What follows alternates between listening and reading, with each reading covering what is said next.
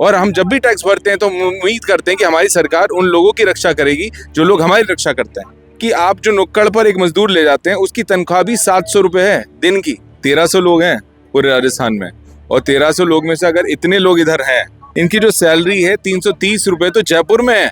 कई सारे तो ऐसे शहर हैं जहां 200 रुपए मिल रहे हैं। उसको ठेकेदार ने तुरंत निकाल दिया है। और आपको बताऊं, ठेकेदार ने ठेके पर अपने रिश्तेदार भी रखे हुए हैं।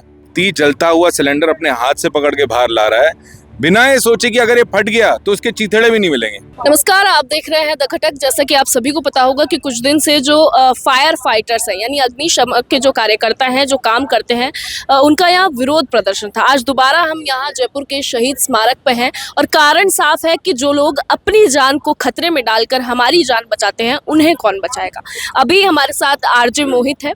अमायरा केस में भी ये बड़े सक्रिय थे और अभी उन्होंने एक दूसरा मुद्दा उठाया है जो कि है अग्निशमन वाला। इनसे बात करेंगे। सर, क्या कहना चाहेंगे? मैं पहले ये तो आपके चैनल को थैंक यू बोलना चाहूँगा कि आप सब लोग यहाँ पर कवर करने आए हो। जो मेन स्ट्रीम मीडिया है, मैं उनकी भी उम्मीद कर रहा था कि वो यहाँ पर आएंगे, बट आप जब बातें हमारी पूरे राजस्थान तक पहुँचा रहे हो तो ये एक बहुत ही बड़ा धन्यवाद हम सब लोगों की तरफ से है। आपने अभी बोला कि इस बारे में मैं क्या कहना चाहूँगा। आज ये जो लोग एकत्र हुए हैं ना, 1300 लोग हैं पूरे राजस्थान में, और 1300 लोग में से अगर इतने लोग इधर हैं तो आप समझ सकते हो कि मुद्दा कितना बड़ा है। और ये सारे फायरमैन हैं जो सिर्फ इतना सा चाह रहे हैं कि इनका बीमा हो जाए। इनकी जो सैलरी है 330 रुपये तो जयपुर में है। कई सारे तो ऐसे शहर हैं जहां 200 रुपये मिल रहे हैं।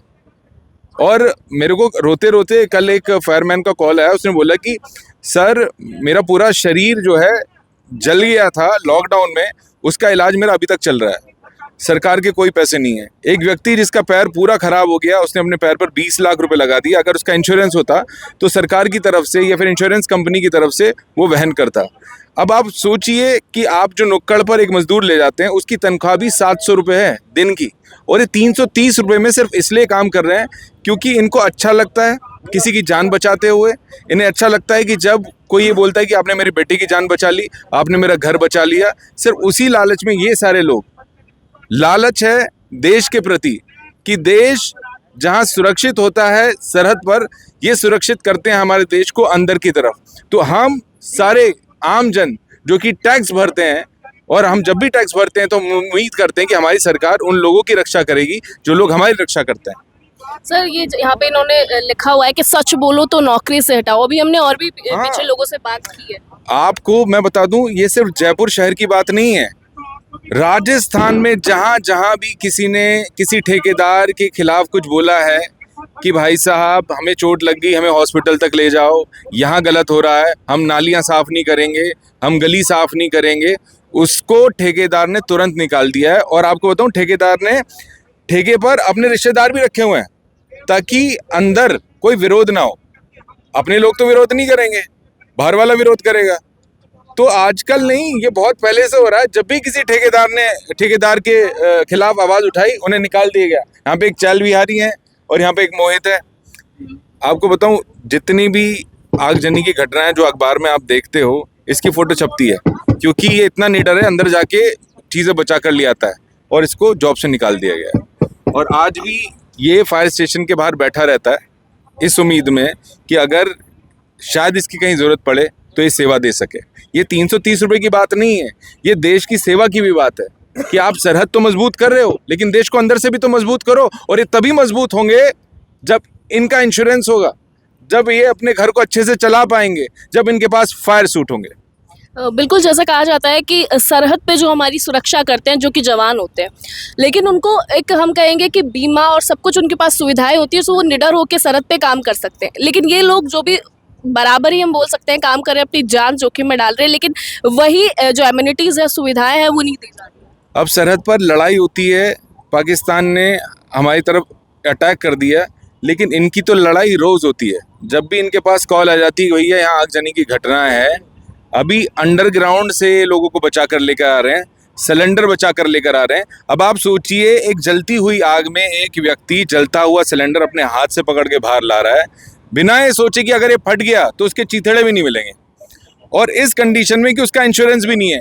कल उसके बच्चे जो अभी स्कूल में तो पढ़ रहे हैं, कल अनाथ हो जाएंगे, कल अगर वो एक सरकार के पास कहने जाएं कि जी हमारे पापा तो शहीद हो गए, सिलेंडर फट गया था, तो सरकार बोलेगी हाँ सोचते हैं। पंजाब में भी अभी एक फायर फाइटर के साथ ऐसी हुआ, सभी लोगों ने पैसे इकट्ठे करके उसके घर को जमा कराया, लेकिन उस फायर फाइटर की जान नहीं बच पाई, ना उसके पास इंश्योरेंस था। ये इंश्योरेंस इतना ज़रूरी है कि भैया इनके जाने के बाद, जिसका कोई भरोसा नहीं कि कल घर पहुंचेंगे नहीं पहुंचेंगे, एक इंश्योरेंस से इनका घर, इनके बाल बच्चे कहीं तक तो पढ़ पाएंगे, कहीं तक तो जीवन यापन कर पाएंगे। तो मेरी प्लीज़ सरकार से हाथ जोड़कर विनती है कि आप इन सभी फायर फाइटर्स की सुने। हम कुछ आगजनी या फिर कुछ ऐसा विद्रोह नहीं करना चाहते कि हमारे राज्य की बदनामी दूसरे राज्यों में हो। हमें भरोसा है कि हमारी सरकार शांति से आवाज़ सुनेगी। पिछले 10 सालों से ये लोग अपनी आवाज़ निकाल रहे हैं, लेकिन हर बार सरकार आती है बट चेंज कुछ नहीं होता। बट इस बार बजट में आप लोगों से हमारी उम्मीदें हैं, प्लीज़ कुछ ऐसा अनाउंस कर दीजिए कि इनका इंश्योरेंस हो जाए, इनकी जो 330 रुपये की सैलरी है वो बढ़ जाए, इन्हें फायर सूट मिल जाए। चलिए कुछ फायर फाइटर्स से भी बात करेंगे। सर कब से काम कर रहे हैं आप? मैडम मैं छैल बिहारी वायुशोधन फायर स्टेशन से फायरमैन के रूप में करीब 6-7 साल से कार्य कर रहा हूँ, और मेरे जैसे भाई और भी हैं जो 10-10 साल 15-15 साल से हो गए। मैडम हमारे लिए जो हमारे आरजे मोहित जी बैठे हैं आदरणीय, इन्होंने एक मुहिम ऐसी चलाई जो उससे हमारे जोश जगा और एकता जगी ऑल राजस्थान में, जिससे हमारे सभी कर्मचारियों आज यहाँ पर धरने पर बैठे हैं। अब हमें जो ब्लैक पट्टी आपको दिख रही है और ये बैनर दिख रहा है आपको, इसको हमें लाने की मजबूरी पड़ गई, इसलिए हमको बांधना पड़ा है, नहीं तो हम इसको भी नहीं बांधते।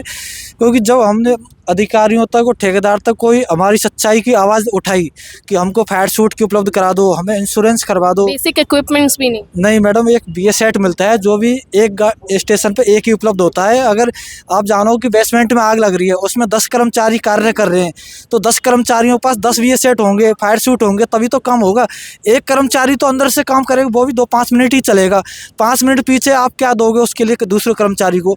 10 कर्मचारियों में कम से कम एक गाड़ी का हमारा क्रू 4 या 5 का होता है, तो 4 BS सेट, फायर सूट 4, और वो तो हमारे लिए उपलब्ध कराओ भाई। अब पूरे स्टेशन जो भी हमने जो मीडिया में उठाया है मुद्दा, तब एक फायर सूट को लेकर हर स्टेशन पर घुमा जा रहा है, जिससे क्या पता कहीं भी मीडिया जाए तो उनके लिए दिखा दे कि हमारे पास फायर सूट है।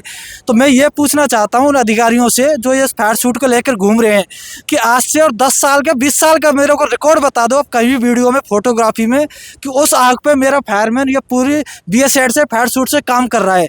मैं आपको, आप बोलोगे तो आपका गुलाम बन जाऊंगा जीवन भर, लेकिन आप इस तरह आपकी जो सच्चाई उजागर कर रहे हैं उसको छिपा नहीं सकते आप सरकार से। और मैं आदरणीय भजन लाल जी से ये बताना चाहूँगा, ये निवेदन कर रहा हूँ कि सर हमें आपको बहुत तगड़ी उम्मीद है कि आदरणीय भजन लाल जी इस राजस्थान को उज्जवल बनाना चाह रहे हैं, और उनकी ये सोच भी है कि मेरा राजस्थान में कोई भी ऐसा बेरोजगार नहीं हो जिसकी आंखों में आंसू देखूँ मैं। लेकिन जो ये अधिकारी ठेकेदारों की मिली भगत चल रही है, ये मेरे को ऐसा लग रहा है कि जैसा राजस्थान 10 साल पहले था वही इस टाइम पर रखना चाहते हैं। लेकिन मैं SSP बजरंग लाल जी से ये अनुरोध है कि जो आप देख रहे हो उसको सर आप ही कर सकते हो। अगर आपसे यह मौका चला गया तो मैं आपको यह बता रहा हूँ कि आने वाले 10 साल में कभी नहीं होगा। ये आप सुनहरा अवसर छोड़ के मत जाइए सर, आपका चारों तरफ नाम हो जाएगा, इतिहास में सुनहरे अक्षरों में नाम हो जाएगा कि आदरणीय SSP भजन लाल जी आए और राजस्थान में बेरोजगारों की आवाज़ को बुलंद करके ठेका फिरता खत्म करके, ठेकेदारों अधिकारियों की जो मनमानी चल रही थी उसको खत्म कर गए, भ्रष्टाचार को मिटाएंगे। इसलिए मैं आपके मीडिया के माध्यम से यही कर रहा हूँ, जो मेरे भाई हैं इनको ड्यूटियों से हटा दिया गया है, इन मिली भगत के कारण इनको ड्यूटी पर लेवाया जाए और हमारे लिए कोई ऐसा बजट आए जिससे कि हमें भी 12 तारीख को जो बजट आ रहा है हमारे घरों में भी घी के दीपक जलाए जाएं और SSP भजन लाल जी के नारे लगाए जाएं कि आदरणीय भजन लाल जी ने हमारे लिए घर में घी के दीपक जलवाए हैं। देखिए ठेकेदारों की मनमानी है जो यहाँ पे की जा रही है, बेसिक चीज़ें भी नहीं उपलब्ध कराई जा रही है, और जो सैलरी मिलती है वो आपने सुनी ली है कि कितनी कम है, जिसमें गुजारा करना अपने आप में बहुत मुश्किल है। सर एक और जो बात हमने अभी पीछे सुनी, उनका कहना है कि ठेकेदारों का ऐसा रवैया है कि सैलरी जो आ जाती है, जो डिसाइड की जाती है, वो अकाउंट में आने के बाद घर पहुँच जाते हैं कि हमारा उतना पैसा है, वापस करो, आपको इतना ही पे करेंगे। ऐसा कुछ है आपके साथ भी हो रहा है? देखो जयपुर में तो मैं जो सत्य है वो सत्य बोलूँगा, ऐसी विडम्बना मेरी नॉलेज में तो आई नहीं। बाकी ऑल राजस्थान में जितने कर्मचारी हैं फिर देते हैं हमारे को पैसे। हमारी अगर सैलरी 18,000 है तो हमारे को देंगे ही 10,000 रुपए, तो उनको हमारे घर आने की जरूरत ही नहीं है, वो पहले आराम से लेके बैठे हैं उस पैसे आपके अकाउंट में नहीं आता है पैसा? नहीं, पैसा तो अकाउंट में आता है मगर उसका कोई रिकॉर्ड नहीं है ना, आगे आज हमारा रिकॉर्ड नहीं है, हमारे को आज बुलाते हैं वो तो कहीं भेजते हैं आग फायर कॉल वगैरह पे, तो उसमें ठेका कर्मी लिख के भेज दिया जाता है केवल कि ये ठेका कर्मी है, अगर किसी कुछ हो गया तो कल नाम काट देंगे उसमें से रजिस्टर में से, तो उनका है ही नहीं, हम उनके आदमी था ही नहीं है बेसिकली, कभी भी हटाया जा देश के लिए देखो ऑपरेशन सिंदूर चला था मोदी जी ने, जो ऑपरेशन सिंदूर चला उसमें हमारे ठेके कर्मचारियों की भी बहुत भूमिका रही। आज उसके पास ना आईडी प्रूफ है, ना इंश्योरेंस है, ना सैलरी स्लिप है।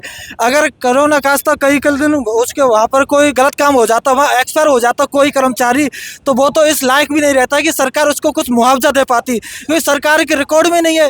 अधिकारी ने ठेका कर्मी लिख दिया, अब अधिकारी जो आज हमको ड्यूटी से हटा सकते हैं तो वहाँ पे मरने के बाद ही बोल देते हैं कि भाई ठेका कर्मी में तो भेजा ही नहीं, तो गलत लिखा हुआ आ गया इस पर। तो मैं तो ये चाहता हूँ जो अधिकारी और ठेकेदार ये लिख रहे हैं ठेका कर्मचारी, तो मैं तो ये ठेका शब्द ही हटवाना चाहता हूँ। और जो ये अधिकारी हैं और जो ये ठेकेदार हैं, जो ये भ्रष्टाचार चला रखा है पूरा, इसकी एक बार मुख्यमंत्री जी आप थोड़ा गहराई में संज्ञान में लोगे ना, तो आपको पूछने की जरूरत ही नहीं पड़ेगी, आप खुद ही देख लोगे कि वारे राजस्थान आपने नीचे इतना क्यों जा रहा है गड्ढे में। इसी का कारण यही है कि ठेकेदार और अधिकारियों के मिली भगत से राजस्थान को नीचे पटका जा रहा है। एक बार स्पष्ट शब्दों में आप अपनी सारी मांग कैमरा पे बता दें।